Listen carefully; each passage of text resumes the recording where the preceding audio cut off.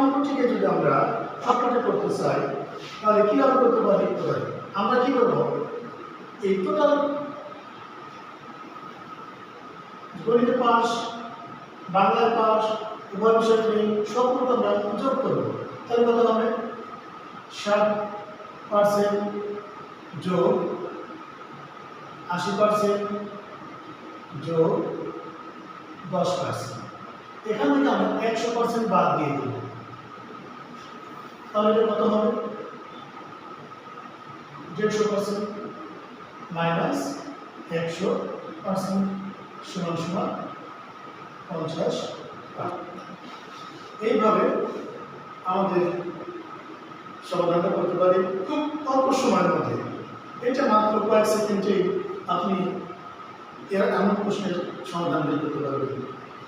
ইনশাআল্লাহ যদি ভালো লাগে অবশ্যই লাইক কমেন্ট করে পাশে থাকবেন এবং শেয়ার দিয়ে অন্যকে দেখার সুযোগ করে দেবেন।